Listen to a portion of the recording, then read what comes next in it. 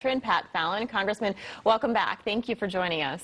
Good to see you, Congressman. Good morning, Allison. Rob, how are you? First question's a simple one. Here we are, day number 50. Did you think things were going to get this bad 50 days in? You know, I don't think really, Rob, anybody could have foreseen the incredible resistance and courage that the Ukrainians have put up with the Russians, and really, quite frankly, the ineptitude of the Russian military. So in that sense, it's been a pleasant surprise. The utter destruction that the Russian forces are leaving in their wake is heartbreaking. But it is heartwarming to see allies like Poland and Romania and our friends in Moldova open up their hearts and their homes to the Ukrainian refugees. It's really a story of, just love and humanity, quite frankly. Yeah, absolutely. Congressman, you tweeted out Putin is deterring this administration, and the consequences lead to the pain and suffering that the world is seeing. American hard power is what the Ukrainians need to defend their freedom. So what do you think NATO needs to do in the next 50 days to make sure this ends? Well, Allison, what we need to do is, arm the Ukrainians to the teeth. I signed on to a letter back in November begging, beseeching, and pleading the Biden administration to send more asymmetrical aid then, and they inexplicably dragged their feet for 6 weeks. I mean, now they're coming to the fight late, unfortunately, really led by a bipartisan coalition on the Hill.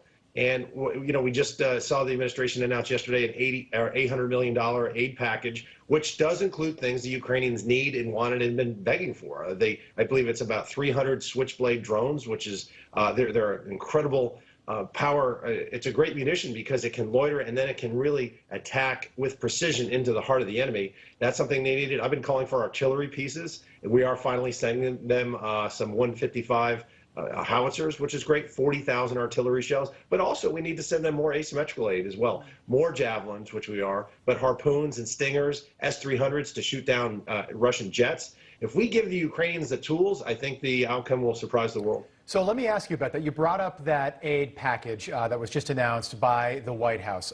Again, primarily defensive weapons. Weeks ago, we were talking about those MiG-29s. We've been talking about these Soviet-era tanks that we could give the Ukrainian army. Here we are 50 days in. Do we need to, and I mean NATO and the United States, need to reassess how we are supplying the Ukrainian army so this thing doesn't spin out of control? You brought up the refugees in Moldova. We heard reporting yesterday that that might be the next target for Vladimir Putin because it's not a NATO country. Yeah, no, Rob, great point. In fact, we met with when I went over to Moldova and Romania and Poland, and we were in the Ukraine for about 30 minutes just on the frontier with Romania. We talked and met with the prime ministers of Romania and Moldova, and at the end of the meeting, the prime minister of Moldova, she's a fluent English speaker, she looked at us and said, please help us remain a member of the free world. I mean, that's what's at stake here, not just for the 44 million Ukrainians, but all nearly 3 million Moldovans as well. Congressman, I want to pivot now to the border because Title 42 is set to expire. We already see the crisis, and it's affecting not only states like Texas, but states across the country. I know that the first set of buses arrived in Washington, D.C. What are your thoughts about Title 42, and how do we stop this border crisis and get things under control? Well, my thoughts on Title 42, Allison, are that it's an incredibly effective tool to, maintain some semblance of sanity on our southern border. We've seen 55% of the expulsions in February were due to Title 42. If you take that tool away from Customs and Border Patrol, we've already had a crisis that turned into a catastrophe. Right. I don't know the next superlative or adjective you use beyond catastrophe because that's what we're looking at. We talked to the Customs and Border Patrol agents last week. Clearly, Joe Biden has made every state in this country a border state, but they were saying that their resources are stretched to the maximum capacity when there's 3,500 illegal border crossings in a day. Yeah. At 5,000, then they leave large stretches of the border unmanned. On March 29th, we had 9,000 illegals cross the border. On an average right now, recently, it's about 8,000 a day. It could reach 18,000 by the time we get to May 23rd and beyond after Title 42, a public health measure put in place because of COVID. We just saw the administration and the CDC extend wearing masks on planes.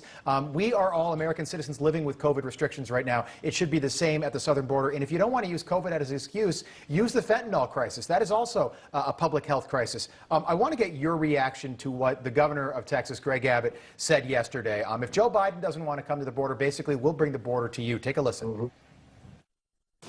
The Biden administration and a lot of leaders in Congress have no idea about the chaos they have caused by their open border policies. And they refuse to come down and see firsthand and talk to the people who are really most adversely affected.